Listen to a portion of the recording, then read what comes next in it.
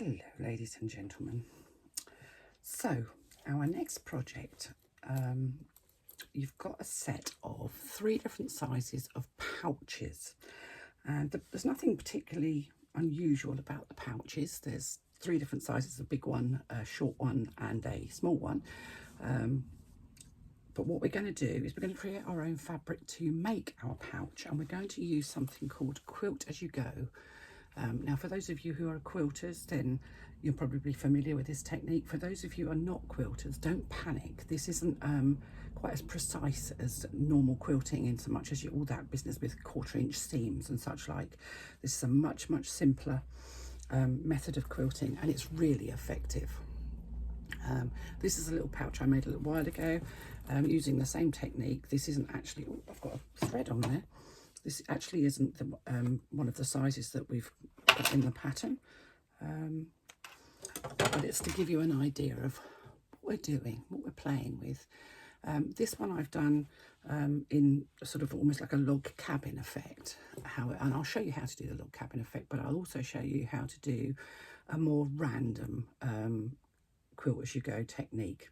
So we're just making simple little pouches, and they can be used for makeup, or they're fully lined, can be used for makeup or for pencils or for storing sewing notions or whatever you want, really. Everybody loves a pouch, and I'm the queen of storing stuff in pouches. Usually I don't know what's in each of the pouches that I've got, but you know, such is life. So that's basically what we're making. So what we're going to need to make this, I don't want everybody to rush out and buy anything. Most of what I'll suggest you will either have in your sewing room already or be able to lay your hands on fairly easily. So let's start with making our exterior panels. We basically need something, and I think you can see there, that you've got sort of cushioning to give that kind of quilted feel. Now, I'm a bag maker, so I have foam in my kind of sewing room. This is headliner or scrim foam. It's about 2 to 3 millimeters thick. It's got a nylon coating on one side and a sort of felted coating on the other side, and between the 2 layers there's a little bit of foam, and this is perfect for this kind of thing. However, if you're not a bag maker, it's unlikely you'll have that in your stash. But most of us have got some of this stuff. This is the cheap polyester wadding. This is 2-ounce wadding, and this works really well for this technique. However, if you're going to use this sort of wadding for this technique, what I would suggest you do is find a scrap piece of fabric to lay on the top and on the bottom of it.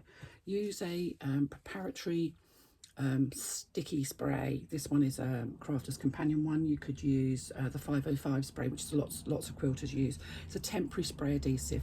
Just spray it evenly across your fleece and lay your bit of scrap fabric. It doesn't matter what colour it is. However, if you're going to use lighter colours to do your quilting, you might want to make sure that you use a lighter colour to cover your fleece.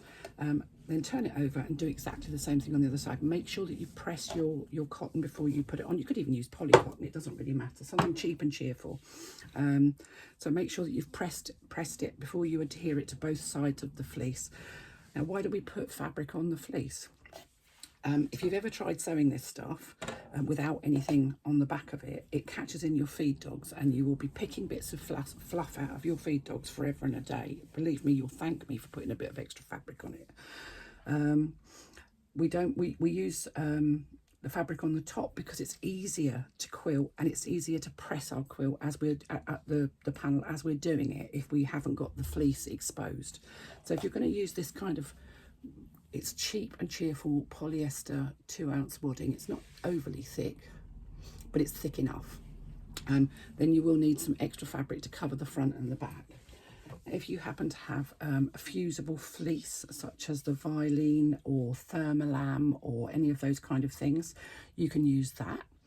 I would suggest you again fuse that to a piece of scrap fabric.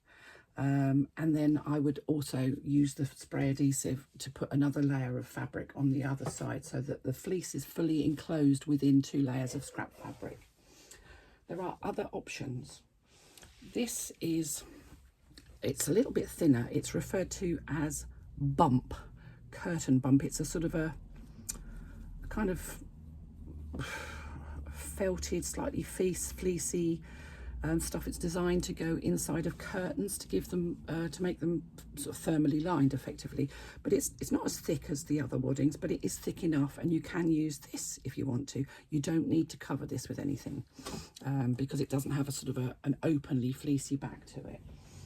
What else can you use? You could use a piece of, if you happen to be a person who makes things from anti-pill fleece, the fleece fabric that that you might make a hoodie out of or something like that, or baby blankets.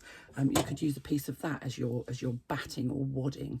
If you're a quilter, then any of the preparatory quilt battings would work, whether that's cotton, whether that's polyester, whether that's bamboo, whatever it's made of. A panel of that will be absolutely fine. Now I am going to use my Old Faithful headliner. So I'm going to need headliner, or my batting. I'm going to call it batting from this point onwards because everybody here will be using something different depending on what you've got in your stash. And you're going to need scraps. Now I've got quite a lot of scraps here. This is the remnants of a couple of jelly rolls. I buy jelly rolls randomly because I like the colours, but then never use them. So you're going to need scraps, and they can be quite small, it doesn't matter. Little scraps are absolutely fine for the random one, and actually for the other one as well, for the one that's more structured. They're absolutely fine. What I would say is that ideally you need to press them so they're not all crunched up like this. I keep mine stuffed in a bag, these ones particular, because I like this particular set of colours together. We've all got a scrap bucket. These are all cotton woven quilting weight fabrics. You can use stretch fabrics, but stretch fabrics are a little more difficult to do this with because they stretch. So I would, if you're going to try this, I would suggest you try with woven fabrics. Now that can be polycotton if that's what you've got. I prefer cotton, but that's just my preference, and it's what I have in my sort of stash of fabrics. I don't generally use polycotton, so I don't have scraps of polycotton. So you'll need your batting, you'll need your scraps, and you'll need your pattern pieces. Now the first thing I will tell you is don't immediately get your pattern and think, oh, I'll cut everything out. What you need to make sure is that your piece of batting is bigger than your pattern piece. So obviously this is cut on the says cut on the fold. I'm obviously not going to cut that on the fold at the moment, but you can see that my piece of batting headliner is bigger than my overall pattern piece. Now this one is the short one, and you'll need to make sure that your piece of batting is bigger than your pattern piece, whichever version or size you choose to do. So with that, the only other thing is threads. Now because you're going to be using a selection of different colours, and I am going to use all of these colours, you want to ideally pick a neutral coloured thread. Now I find that white is too much, so I tend to use either a sort of a very pale cream or a very light grey thread. Make sure you've got plenty of bobbins filled up because you'll use a lot of thread on this, and most of all, just have fun with it. Just really have fun with it. So that's your basically what you're going to need.